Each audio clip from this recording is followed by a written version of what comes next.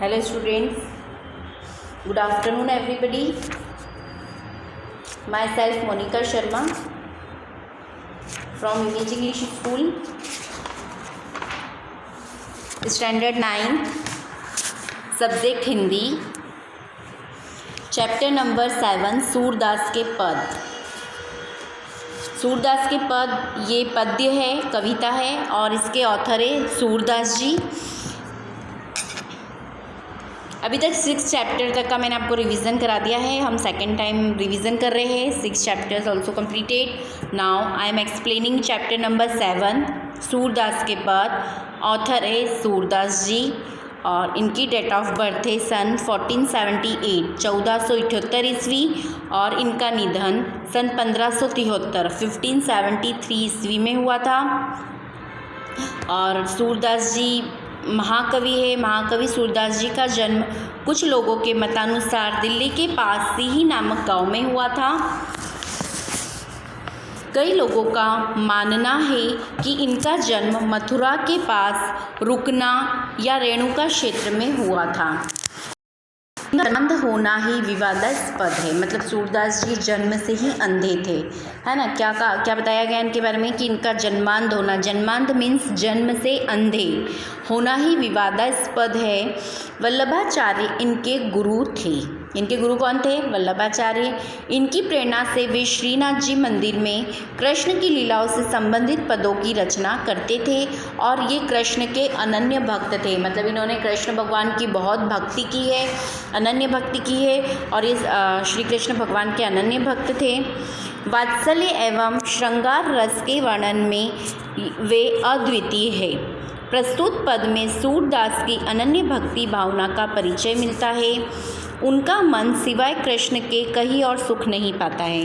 क्या कहते हैं सूरदास जी कि मेरा मन सिर्फ श्री कृष्ण भगवान में ही मेरा मन लगता है और उनके अलावा मुझे कहीं भी सुख की प्राप्ति नहीं होती है। मेरा मन कहीं भी सुखी नहीं होता है। जिन आँखों ने कमल के समान नयन वाले श्री कृष्ण का दर्शन कर लिया हो वे और देव की आराधना कैसे कर सकती है। आराध्य देव का गुणगान सुर ने किया है और दूसरे पद में श्री कृष्ण का मनमोहक वर्णन किया है। बाल कृष्ण की चेष्टाओं के माध्यम से बालक कृष्ण का मनोरम्य वर्णन किया है। इस पद में क्या बताया है? सूरदास जी श्री कृष्ण के अनन्य भक्त है और श्री कृष्ण की भक्ति उनके मन को शांति देती है, सुखी करती है, उनके मन को सुख मिलता है, संतोष मिलता है। और यहाँ सूरदास जी के 2 पद दिए गए हैं। उसमें जो पहला पद है उसमें श्री कृष्ण के प्रति उनकी अनन्य भक्ति और निष्ठा के बारे में बताया गया है और जो दूसरा पद है, दूसरे पद में घुटनों के बल चलते श्री कृष्ण भगवान की जो अनुपम छवि है उसका वर्णन बताया गया है। और कविता का सार है कि उन्होंने अपने मन को एक जहाज़ का पंछी बताया गया है कि मेरा मन एक जहाज़ का पंछी है, मैं कहीं भी घूम लूँ। जैसे जो जहाज़ का पंछी होता है वो कहीं भी घूम के आ जाए, पर आके वो कहाँ पर बैठता है? जहाज़ पर ही बैठता है। उसी तरह श्री कृष्ण का आश्रय छोड़कर जो सूरदास जी है वो बोलते हैं कि मैं और कहीं नहीं जा सकता हूँ, मैं किसी भी भगवान की भक्ति कर लूँ पर मेरा मन तो कहाँ पर आकर अटकता है, मतलब श्री कृष्ण भगवान पर ही आकर मेरा मन अटकता है। फिर सूरदास जी के लिए सभी देवताओं में श्री कृष्ण ही सर्वोत्तम है और वे गंगा जल के समान निर्मल है और वे ही कमल रस के समान है उनके लिए। और सूरदास जी का मन रूपी भौरा उस रोज को छोड़कर करील की इच्छा क्यों करेगा।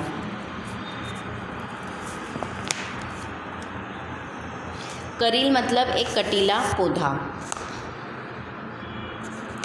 फिर बालकृष्ण की शोभा, आंगन में मक्खन का पात्र लिए घुटनों के बल चलते जो श्री कृष्ण की छवि उनको देखने को मतलब मिलती है, उससे वह बहुत खुश होते हैं, वो उनको सुखी मतलब उनको बहुत चैन मिलता है। उनके कोमल गाल, चंचल आँखें और गोरोचन के तिलक से सुशोभित उनका मस्तक, कंठ में झूलती कठुला सी माला, ये सब उनको बहुत आकर्षित करते हैं। श्री कृष्ण के बाल रूप की यह छवि अत्यंत ही उनको दुर्लभ लगती है।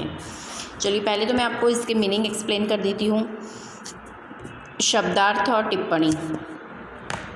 अनत, अनत मीन्स दूसरे स्थान पर या अन्यत्र और कहीं, है ना। अनत मीन्स कोई दूसरा स्थान। पंछी मीन्स पक्षी, विहग। महात्म मीन्स महानता, महात्यम।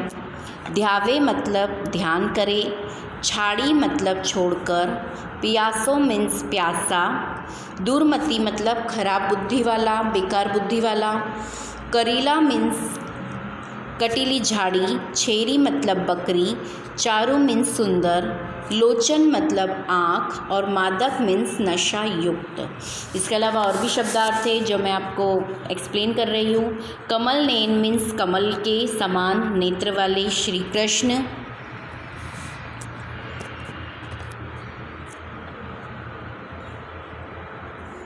कमल नयन मीन्स कमल के समान नेत्र वाले श्री कृष्ण भगवान।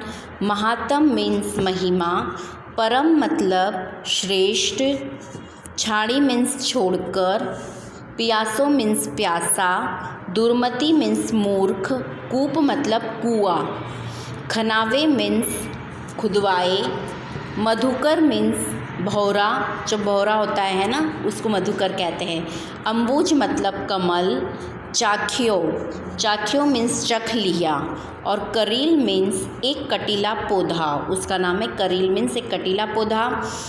कामधेनु मीन्स देवलोक की गाय जो सब इच्छा पूरी करती है ना। कामधेनु गाय किसको कहते हैं? देवलोक में, मतलब जो भगवान का लोक है उसकी वहाँ की जो गाय होती है उनको कामधेनु कहते हैं। वो गाय सबकी इच्छाएं पूरी करती है। और छेरी मीन्स बकरी, है ना। ये तो हो गए आपके पद 1 के मीनिंग, है ना। नेक्स्ट पद के मीनिंग मैं इसके बाद एक्सप्लेन करूँगी। फर्स्ट पद है, मेरो मन अनंत कहाँ सुख पावे, जैसे उड़ी जहाज को पंछी फिरी जहाज पर आवे। कमल नैन को छाड़ी महात्म और देव को ध्यावे, परम गंगा को छाड़ी पियासो दुर्मति कूप खनावे। जिहि मधुकर अम्बुज रस चाखियो, क्यों करिल फल भावे। सूरदास प्रभु कामधेनु तजी, छेरी कौन दुहावे। कवि, इसके जो कवि है सूरदास जी, वो कहते हैं कि मेरा मन श्री कृष्ण के सिवाय और कहीं भी सुख नहीं पाता है। जैसे जहाज का पंछी जहाज से उड़कर पुनः जहाज पर ही आता है, उसी तरह मेरा मन अन्य देवताओं के यहाँ से भटक कर फिर वापस श्री कृष्ण के चरणों में ही लौट आता है। कमल नयन श्री कृष्ण की महिमा छोड़कर वह अन्य किसी देवता का ध्यान कैसे कर सकता है। यदि कोई प्यासा व्यक्ति पवित्र गंगा जल को छोड़कर अपनी प्यास बुझाने के लिए कुआं खुदवाए तो उसे मूर्ख ही कहा जाएगा। जिस भौरे ने कमल की रस का स्वाद चख रखा है ना, मतलब जो भौरा है अगर उसने कमल के फूल का रस का स्वाद चख लिया है तो उसे करील का फल कैसे अच्छा लगेगा। करील मतलब कटीला पौधा, उसका रस उसे कैसे अच्छा लगेगा। इसी तरह सूरदास जी कहते हैं कि मेरे प्रभु तो कामधेनु के समान है, उन्हें छोड़कर बकरी को कौन दुहेगा। मतलब श्री कृष्ण भगवान मेरे लिए कौन है? कामधेनु है। कामधेनु मतलब कौन सी गाय? जो सबकी इच्छा पूरी करती है ना। तो श्री कृष्ण भगवान तो मेरे प्रभु है और वो मेरे लिए कामधेनु के समान है, उन्हें छोड़कर बकरी को कौन दुहेगा। फिर नेक्स्ट पद है,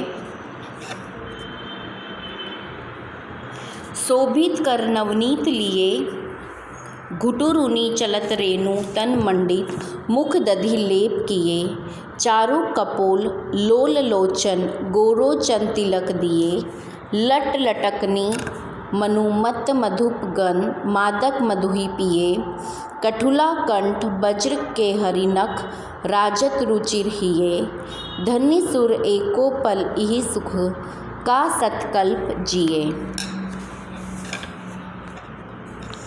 कर मीन्स हाथ, नवनीत मतलब मक्खन, रेणु मतलब यहाँ पर रेणु मतलब धूल बताया गया, धूल को रेणु कहा गया है। मंडित मतलब सुशोभित, दधी मीन्स दही, चारु मतलब सुंदर, कपोल मतलब गाल, लोल मतलब चंचल, लोचन मतलब आँखें, नेत्र, नयन, चक्षु, गोरोचन मीन्स मस्तक पर तिलक करने का पीला द्रव्य जो होता है, पीले कलर से जो तिलक करते तो गोरोचन है ना, पीला कलर। लट मीन्स सिर के बालों का गुच्छा, मनु मतलब मानो, मत मीन्स मस्त, मधुप मतलब भौरा, कठुला मीन्स चांदी की चौकियों, बघनखा और बजरबट्टू की माला, केहरी नख मीन्स सिंह के नाखून, राजत मीन्स सुशोभित, रुचिर मतलब सुंदर, इही मतलब यह, का मतलब क्या, सत मतलब शत या 100 ओके। कल्प मतलब 4,32,00,000 वर्ष की अवधि। कल्प किसे बताया इसमें? कल्प मतलब 4,32,00,000 वर्ष की जो अवधि होती है, टाइम होता है, उसे कल्प कहा गया है। ठीक है, ये पद का एक्सप्लेनेशन है। हाथ में मक्खन लिए हुए बाल श्री कृष्ण अत्यंत सुंदर लग रहे हैं। वे घुटनों के बल चल रहे हैं और उनके शरीर पर धूल लगी हुई है और मुख पे मक्खन, मुंह में मक्खन लगा हुआ है। उनके गाल सुंदर और नेत्र चंचल है। उनके माथे पर गोरोचन का तिलक लगा हुआ है और उनके सिर के दोनों ओर लटें झूल रही है। लटें मतलब जो बालों के गुच्छे वो झूल रहे हैं और वे मस्त मधु पीकर मस्त हुए भोरों के समान लग रहे हैं। गले में पहनी हुई चांदी की चौकियों, बघनखा और बजरबट्टू की माला हृदय पर सुशोभित हो रही है। और सूरदास जी कहते हैं कि बाल कृष्ण की इस छवि को देखने का सुख एक पल के लिए भी मिल जाए तो भी जीवन धन्य हो जाए। फिर 100 कल्प तक जीने का कोई भी अर्थ नहीं है। 100 कल्प मतलब क्या बताया था? 100 कल्प मतलब 4,32,00,000 की वर्ष, इतने साल तक हमको जीने का कोई मतलब नहीं है हमारा। तो अगर उनको एक पल भी देखने को मिल जाए तो हमारा जीवन धन्य हो जाए, फिर इतने साल हमको जीना नहीं है। चलिए, कंप्लीट दिस एक्सप्लेनेशन। स्वाध्याय मतलब शब्दार्थ और टिप्पणी मैंने आपको एक्सप्लेन कर दिया है। नाउ स्वाध्याय में क्वेश्चन नंबर 1 एक वाक्य में उत्तर दीजिए। क्वेश्चन नंबर फर्स्ट है, जहाज का पंछी जहाज से उड़कर फिर कहाँ आता है? तो आंसर है, जहाज का पंछी जहाज से उड़कर फिर जहाज पर ही आता है। क्वेश्चन नंबर सेकंड, सूरदास के मधुकर को करील फल क्यों नहीं भाता? आंसर है, सूरदास के मन को करील फल नहीं भाता क्योंकि उसने कृष्ण भक्ति का अम्बुज रस चख लिया है। Now third number question, Balkrishna के मुख पर किसका लेप किया हुआ है? तो आंसर है, बालकृष्ण के मुख पर मक्खन का लेप किया हुआ है। नेक्स्ट क्वेश्चन नंबर 4, सूरधन्य क्यों हुए? आंसर है, सूरधन्य हुए क्योंकि उन्हें श्री कृष्ण की दुर्लभ छवि के दर्शन हो गए हैं। फिर नेक्स्ट क्वेश्चन है, निम्नलिखित प्रश्नों के उत्तर विस्तार से लिखिए। क्वेश्चन नंबर फर्स्ट, सूर ने किन उदाहरणों द्वारा अपनी अनन्य भक्ति भावना प्रकट की है? आंसर है, सूरदास जी कहते हैं कि मैं श्री कृष्ण रूपी जहाज का पंछी हूँ, मैं उन्हें छोड़कर और कहीं नहीं जा सकता। श्री कृष्ण की महिमा भूल कर मैं और किसी देवता का ध्यान नहीं कर सकता। श्री कृष्ण जैसी गंगा का जल मिलने के बाद मुझे कुएं का जल पीने की चाह नहीं है। मेरा मन मधुकर श्री कृष्ण की भक्ति का अम्बुज रस चखने के बाद अन्य किसी रस की इच्छा नहीं रखता। मेरे प्रभु तो कामधेनु के समान हैं, इनको छोड़कर मैं बकरी का दूध दूहने क्यों जाऊं? इस प्रकार सूरदास जी ने विभिन्न उदाहरणों द्वारा अपने भक्ति भावना प्रकट की है।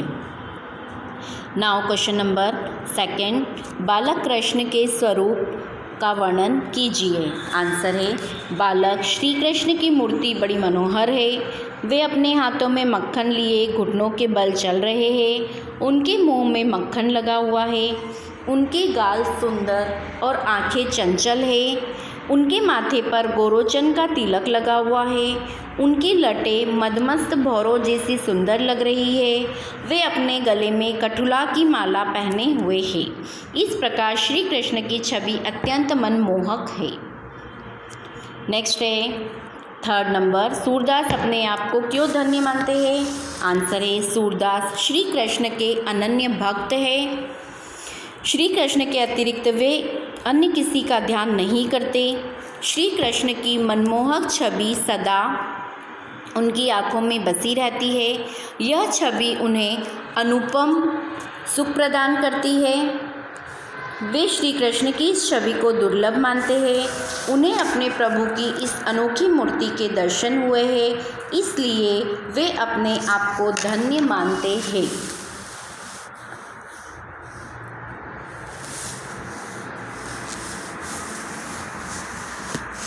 नाउ नेक्स्ट है क्वेश्चन नंबर 3, तत्सम रूप दीजिए।